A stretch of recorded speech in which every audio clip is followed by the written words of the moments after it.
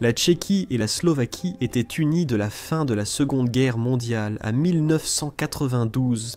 En 1992, suite à l'effondrement du bloc soviétique en Europe de l'Est, ils ont choisi de devenir deux pays distincts, puisqu'ils formaient un seul pays avant de se séparer. J'ai voulu comparer dans cette vidéo la situation des deux pays en 2023, près de 30 ans après leur séparation.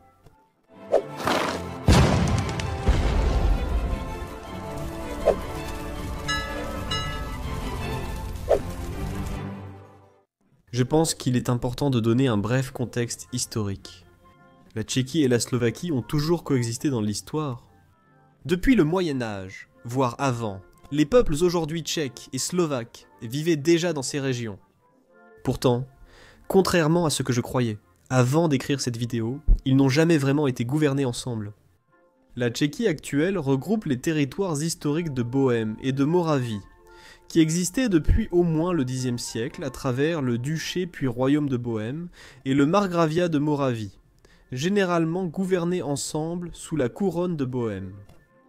La seule période où les deux ont été gouvernés ensemble fut à l'époque de la Grande Moravie, aux IXe et Xe siècles, une version très ancienne de ce qui deviendrait un jour la Tchécoslovaquie. Cette première union n'a pas duré longtemps, et bientôt l'Ouest est passé sous le contrôle de la couronne de Bohême, tandis que l'Est a été absorbé par la principauté, puis le royaume de Hongrie. Depuis 1526, la couronne de Bohême elle-même était passée sous le contrôle des Habsbourg. Elle rejoint leur empire lorsque la Hongrie s'unit à l'Autriche, formant l'Union austro-hongroise. En 1867, les territoires slovaques rejoignirent le mouvement et furent à nouveau unis, bien que de façon indirecte et en gardant leur propre administration. Je dirais qu'ils étaient plus proches que la Tchéquie et la Slovaquie aujourd'hui, toutes deux membres de l'Union européenne. C'est seulement en 1918, après la Première Guerre mondiale et la chute de l'Autriche-Hongrie, que les deux pays obtinrent ensemble l'indépendance sous le nom de Tchécoslovaquie. Plus tard, dans les jours précédents, et aussi pendant la Seconde Guerre mondiale, l'Allemagne annexa d'abord une partie, les Sudètes, puis forma un protectorat sur le reste de la Bohême et de la Moravie, transformant la Slovaquie en un état fantoche semi-indépendant. Après la guerre, la Tchécoslovaquie redevient indépendante de 1945 à 1992, sous un régime proche de l'Union soviétique la majeure partie du temps. En 1992, ils se sont séparés et sont devenus leur propre pays. Nous comprenons donc que dès le début, ils ont existé côte à côte, et même ensemble, directement ou indirectement, à certains moments précis. Aujourd'hui, la Tchéquie est presque 2 fois plus grande que la Slovaquie, avec plus de 78 000 km² contre 49 000 km². La capitale de la Tchéquie est Prague, celle de la Slovaquie est Bratislava. Elle figure parmi les capitales les plus proches au monde. J'ai réalisé toute une vidéo à ce sujet, et vous pouvez la regarder si vous le souhaitez. Maintenant que nous connaissons leur taille, qu'en est-il de leurs infrastructures territoriales? Bien que la Slovaquie soit nettement plus petite, elle possède apparemment un réseau routier plus étendu, même si la qualité des routes n'est pas indiquée ici. La République tchèque a un réseau plus grand, avec 55,7 000 km, mais la Slovaquie en a 40 000, ce qui, en proportion, fait que plus de son territoire est couvert. La République tchèque possède plus de 9 500 km de voies ferrées, contre seulement 3 600 pour la Slovaquie. Les deux pays comptent 5 aéroports passagers, mais je n'ai pas trouvé leur taille. Pour comparer, j'imagine que ceux de la République tchèque sont bien plus grands, en raison d'une population plus nombreuse et d'un tourisme plus développé. La République tchèque compte 10,5 millions d'habitants, la Slovaquie 5,4 millions, soit un peu plus de la moitié. La densité de population de la République tchèque est de 133 habitants par kilomètre carré, tandis que celle de la Slovaquie est de 110, ce qui est assez similaire. Il y a peu à dire, la population est assez répartie entre les centres urbains, comme le montrent ces deux cartes. L'âge moyen est de 43 ans en République tchèque et 41 ans en Slovaquie, avec une espérance de vie un peu plus élevée en République tchèque pour les hommes et les femmes. En ce qui concerne la langue, les Tchèques parlent tchèque et les Slovaques parlent slovaque. Bien que ce soit deux langues différentes, leur proximité géographique les rend très similaires. La plupart des variétés du tchèque et du slovaque sont mutuellement intelligibles, formant un continuum dialectal. Plutôt que d'être deux langues clairement distinctes, elles restent néanmoins différenciables en raison de leur vocabulaire différent. Les croyances religieuses de leur population sont aussi très intéressantes. la Tchéquie compte 70% de non-religieux, 10% de catholiques et 10% d'autres religions, tandis que la Slovaquie est très catholique, avec 60% de catholiques, 10% de protestants et 30% de non-religieux. C'est encore élevé, mais bien moins que la Tchéquie. Un utilisateur sur Ask Historians explique que la Slovaquie était sous domination hongroise, alors que les Tchèques ont développé une forte classe moyenne, capable de soutenir une intelligentsia prospère. Les Slovaques sont restés une nation majoritairement paysanne, en raison de l'oppression de l'élite hongroise qui cherchait à garder le contrôle sur elle, non seulement beaucoup plus conservatrice en général, mais aussi avec des prêtres constituant une part beaucoup plus importante et influente de l'élite slovaque. Nous aborderons d'autres aspects démographiques un peu plus loin. Ensuite, les drapeaux. Avant la séparation, la Tchécoslovaquie utilisait le drapeau rouge, blanc et bleu, aujourd'hui celui de la Tchéquie. La bande horizontale supérieure est blanche, celle du bas est rouge, et le triangle à gauche est bleu. Après l'indépendance, la Slovaquie a changé de drapeau mais gardé les mêmes couleurs. Regardez ma vidéo sur la similarité des drapeaux slaves pour en savoir plus. Un tricolore horizontal blanc, bleu et rouge, dans cet ordre de haut en bas. Mais c'est le même que le drapeau russe, et donc, pour se différencier, ils ont ajouté leurs propres armoiries au centre, à gauche, dans les mêmes couleurs. Les armoiries offrent aussi une comparaison intéressante, liée au contexte historique. Celle de la Tchéquie date des années 1200, et comporte un bouclier en 4 parties. En haut à gauche, et en bas à droite, le lion blanc sur fond rouge représente la Bohême, l'aigle échiqueté sur fond bleu, la Moravie, et l'aigle noir sur fond or, la Silésie, les 3 provinces.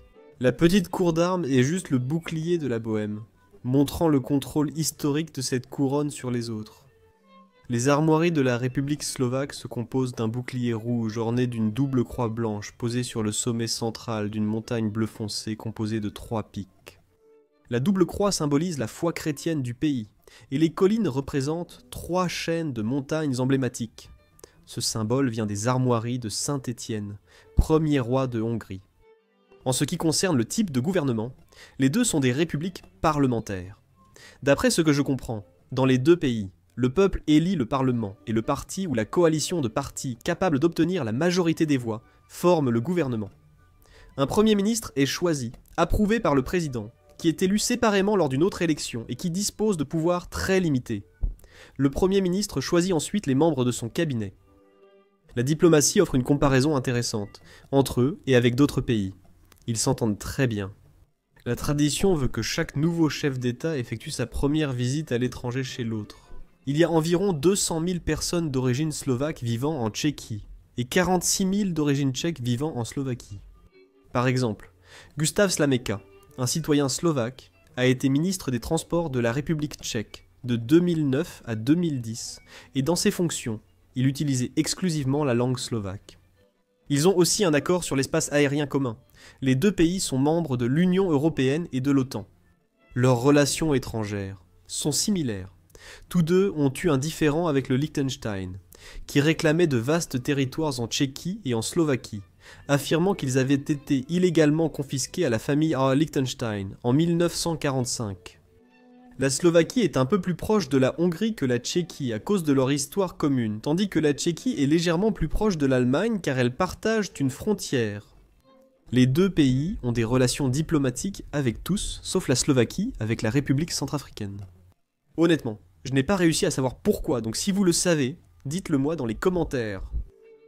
Revenons à la démographie, en nous concentrant sur l'immigration. La Tchéquie compte plusieurs grands groupes de communautés immigrées.